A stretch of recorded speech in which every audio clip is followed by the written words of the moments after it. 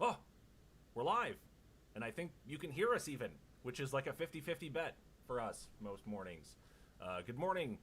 Happy Friday, Big Byte. We're going to dive right into it because, as Aaron said, it is Friday, it is payday, and it's a Big Byte live stream, so I don't know what else you could possibly want, right? So let's start with antitrust and monopoly, right, David? Right. Yes, let's go. Oh, need to update my permissions. Yes. Oh, shoot. I think we're gonna have to go on to Rob, and then I'll be right back. It's just a permissions issue. Sorry about that. Sure, why not? All right. It's not nearly as fun as the antitrust and monopoly stuff, but that's okay, I suppose. So can everybody see my screen? Hopefully, you guys can, right? Yep. All right, good enough. So this is something that I just kind of wanted to bring everybody's attention.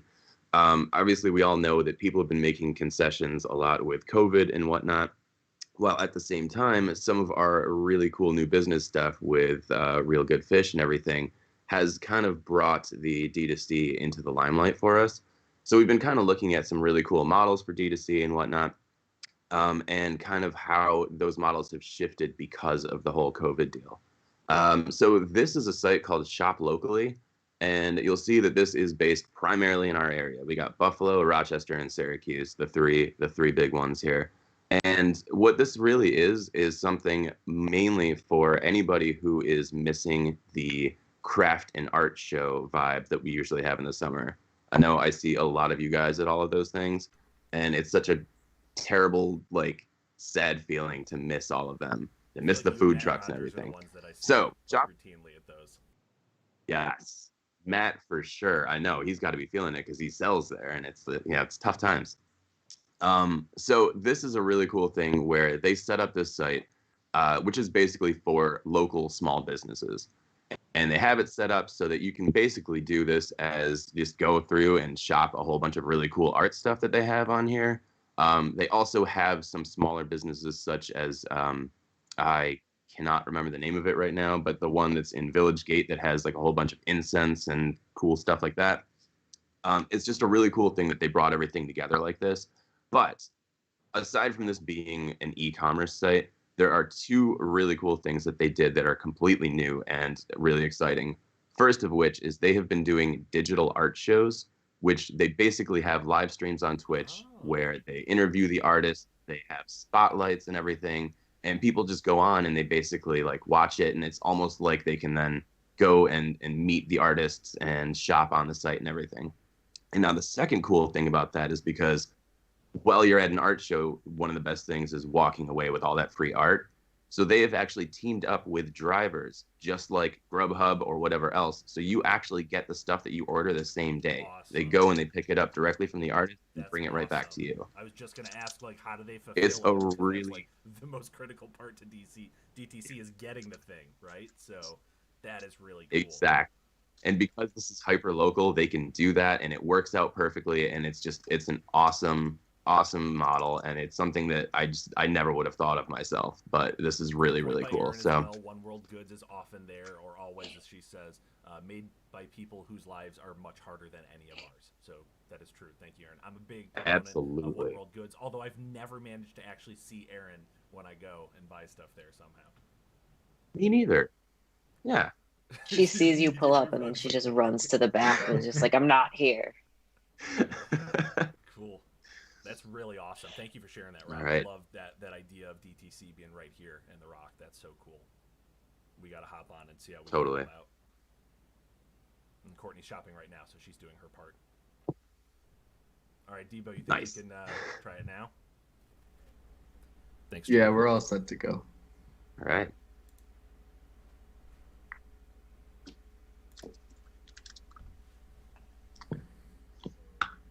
So recently the tech companies, larger tech companies like Amazon, Apple, Facebook, they've all come under scrutiny for monopolistic tendencies. And what's really interesting is just yesterday this happened. Epic Games decided to challenge Apple and the App Store.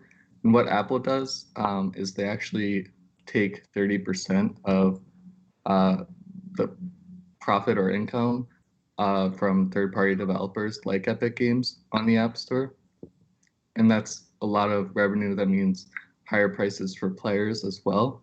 And Epic Games, they wanted to circumvent that, and they actually did an update to their game, and it caused Apple to actually ban them from the App Store. And this is one of the largest games in the App Store. There's millions of players. People love this game, so it's a really big deal, and it's a really big deal for them to challenge Apple on it. And they were prepared for it. They were ready to not only get banned, but actually start a legal battle with Apple, and they actually released a video to go along with it. And it harks back to Apple's 1984 ad, and I'll share that here. It's called 1980 Fortnite. Today, we celebrate the anniversary of the Platform Unification Directives. For years, they have used their songs, their labor, their dreams.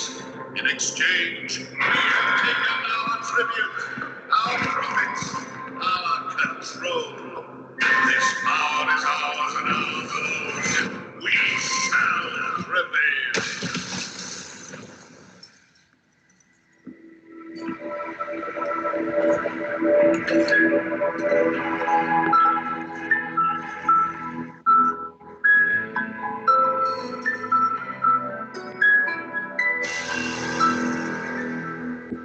That's some pretty heavy stuff, man. Yeah, just a really powerful way to challenge Apple directly, and just really well done.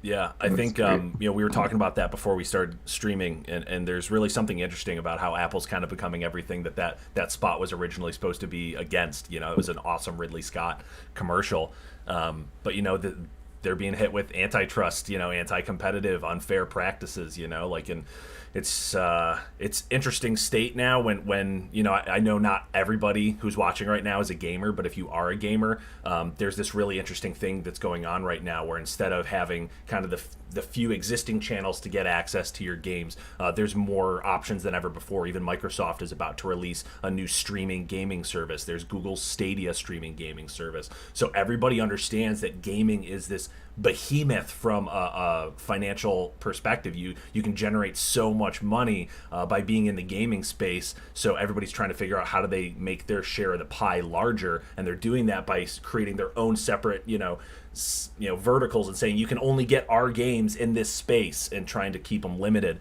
And so there's certainly going to be a shakeup in the gaming industry, and this is kind of probably going to be the first of many things, I would imagine. Mm-hmm. Really cool share. And there's all of us. Hey.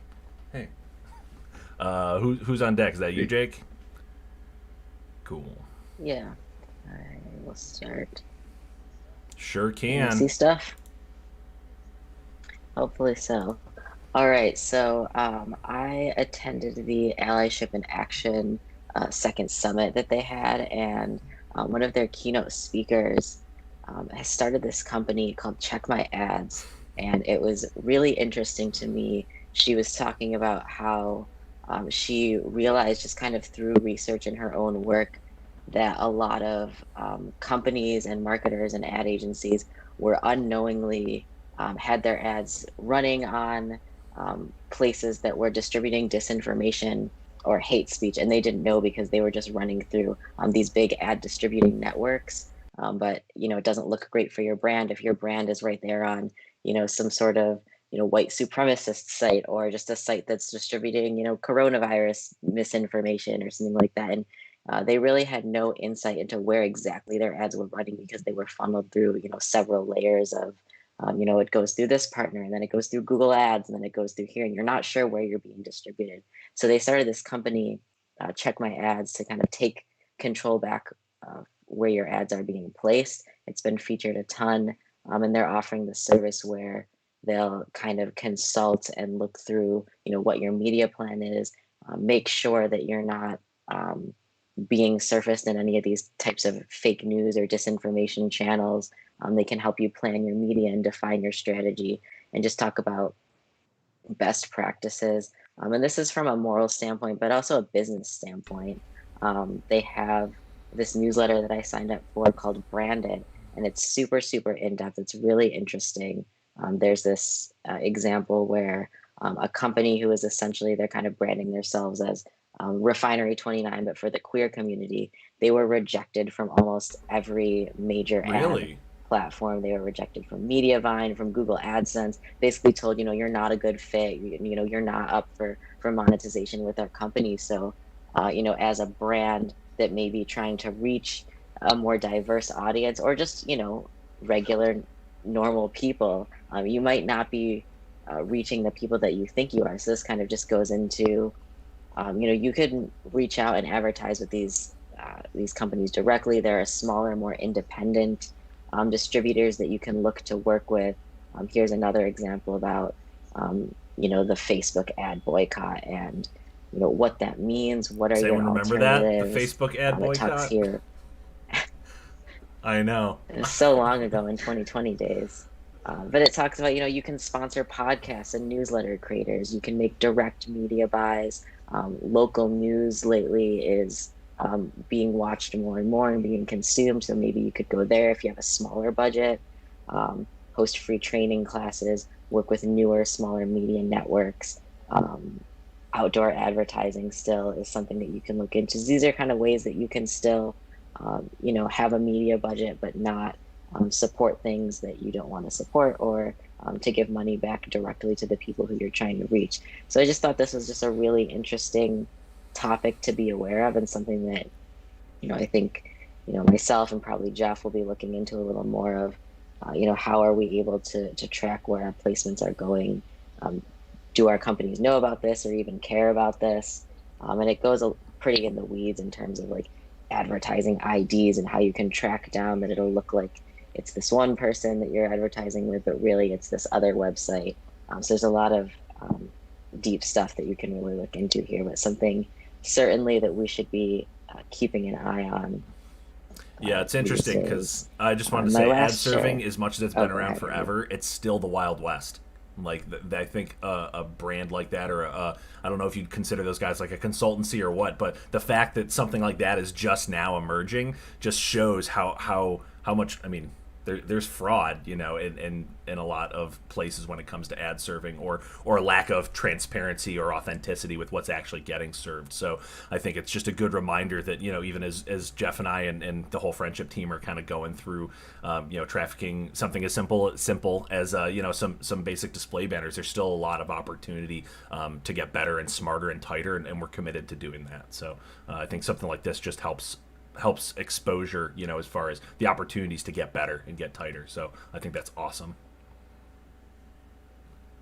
I agree. This last thing is not meant to be a political share. But it apparently is. looks as though it's going to be. But this is just sort of talking about the Instagram feature of related hashtags. So when you're on a hashtag for flowers or something, they may say, oh, you may be interested in gardening hashtags or whatever else. And it was just showing how, due to what Instagram is calling a technical error, the Joe Biden hashtag was showing like related hashtags of Mike Pence and Trump 2020, but somehow the Donald Trump related hashtags were not shown. They weren't showing any other related hashtags for himself or for a competitor. So Instagram has fixed this, and they called this a bug, a technical error.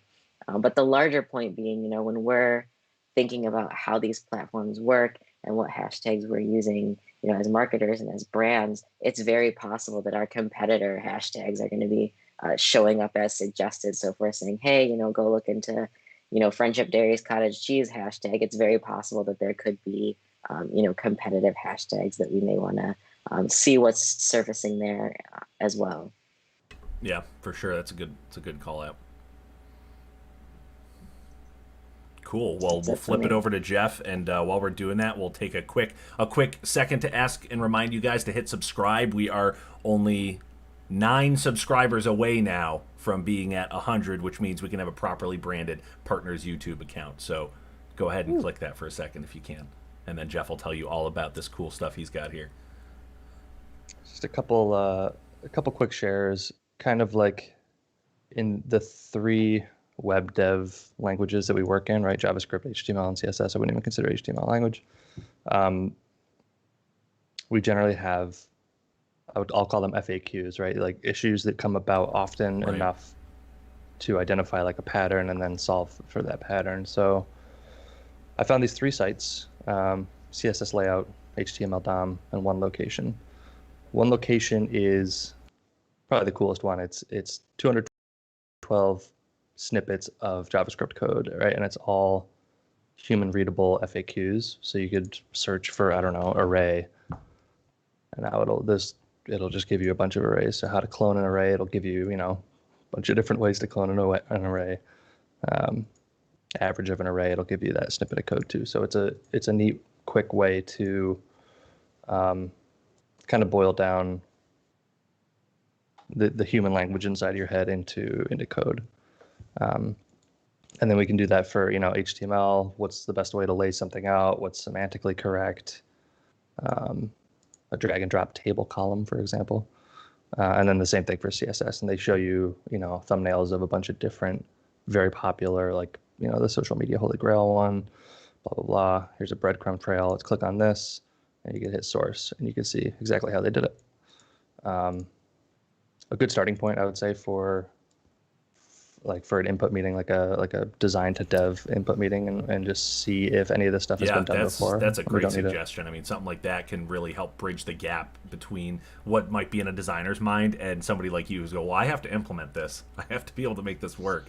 So here's some ways we can do that and not kill ourselves doing it. So I think that's a good way to work smarter. Yeah, hopefully. Hopefully. And they have a lot of stuff here. It's all current code. It's cutting edge stuff. That is Basecamp. Ubersuggest was a Chrome plugin that I found that basically illuminates your SEO, pitfalls, or like if you're doing really well, it'll illuminate that too. And then it just shows, domain scores, traffics, links from various social media. And all in all, it's a really good add-on. It's called Ubersuggest. I think it'd be really helpful for probably the media team, maybe some of our team as well, to just understand how things are already set up, like existing SEO structures, and then how to optimize. I can't tell for sure, but that looks like Neil Patel. Oh, okay. It is. Yeah, who is that guy? What is Yeah, his he name? Yeah, created. Neil Patel is Ubersuggest. like an SEO guru. I mean, the guy is. I mean, basically, anytime you search for SEO help, he'll probably be one of the first few returns because he's very good at it and he knows what he's doing. That's him. Yeah, he developed this extension. And from what I've seen, it's Extension, you can put your Yeah, face in it. exactly. pretty legit. I want that's- a Jake that's all Abbott I got. extension, where I just get Jake's face staring at me all the time. Yeah. All right, well, Phil, I think that leaves it to you to bring us home today. And the big tease was it's something about your voice, right? Yes, not completely accurate. It's not my voice, but a voice. False So advertising. this is something, yeah, sorry. This is something that was that went into alpha testing back in December of 2019, I believe. So you may have heard about this, but there have been some developments since then. But basically, Pandora, like the radio service, is allowing interactive voice ads. So we have traditional radio ads. We have radio ads that have like a banner ad component to them, but this would allow you to actually interact with your voice to get a more in-depth experience with the ad if you want to. And so this article here is from May, and it's really just some of their findings from the initial phase of testing. And something that was really cool is that like people actually seem to like it, as opposed to other forms of ads like banner ads, things like that. So that's a huge positive. One thing they did mention is that people reacted better to them when the ad actually acknowledged the fact that it was an ad. So when they talk to you, they'll usually ask you for like a simple yes or no response. And they realized that you should probably mention that this is an ad and that you can learn more if you say yes. Otherwise, people will be left wondering, is the internet talking to me? Which they're listening, but I don't know. And then, so that was back in May. They showed some of their findings, and then July to beta testing. So really, it just opened it up to more advertisers, and it seems like it's going to be getting bigger as we move forward in time. But they did have an example here, which I can try to play. I'm not sure if the audio will come through.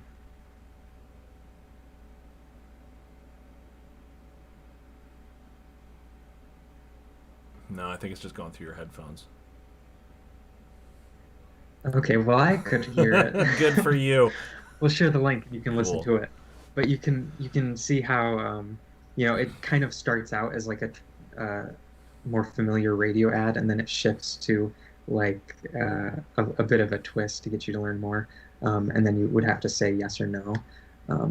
And there's a podcast you can listen to that Pandora did where they kind of go over how the testing went, and there's a Dorito example too that was fun. Yeah, there's a lot of brands that were trying this, right? Oh yeah, it's literally right there, like Home Depot, AT&T, yeah, KFC. So there's a lot of brands that have been trying this out, and this is like it's finally getting to the place where like Forrester and Gartner and all of them have been projecting. Like they keep saying like voice is like the next frontier as far as creative advertising and marketing, and something like this just kind of reinforces that it's just about ready. It's kind of on the cusp. It's on the bubble of being something that is going to become normalized. Especially now that we're kind of in this strange way of isolation, and some interaction is better than no interaction, right? So now could be the time when you start seeing this stuff roll out in full force, and something that as a creative company we're gonna have to figure out. How do we not only ideate for this stuff, but how do we implement it? When it comes time to be in that space, and maybe is there a chance for us to be somebody doing it sooner instead of doing it later? But I'm for one super excited as like an audiophile myself. I think it's really cool and really exciting, and I think to your point, Phil, like people want to engage in a way that feels more authentic to them. And if you have the option, even if it's binary of a yes no, like you're still getting that choice of how much content you do or don't want, and you might be more open to it knowing that you have the option. Yeah, and like a really interesting point to that is like with a traditional banner ad or radio ad, there's a lot of times you're not going to interact with it. But this one, right, where all you have to do is say yes or no, even if you say no, like you're interacting with it in some way. So you like that may just like keep that brand in your mind the next time you think like I have to buy a car. I don't know. That might not be a good example, but the next time you want some junk food, some you fried might get chicken or Doritos something because they asked you a question on the radio. Yep, that's all I've got for today. Well, it seems like we're actually going to end right on time, which we're starting to get better at. So thank you guys for hanging out with us. Thank you for getting through another exciting week. Thanks for subscribing. We are now literally like 5 subscribers away, so I bet next live stream we'll cross the threshold. Maybe we'll throw a little 100 subscriber party. But thanks for checking it out. If you have any thoughts, always feel free to share them. Always interested in if you guys send us anything. We do still have that form that we can reshare, but we'll try to recap this a little later in the day. So thanks for coming, thanks for hanging out, and we'll see you guys later. Bye.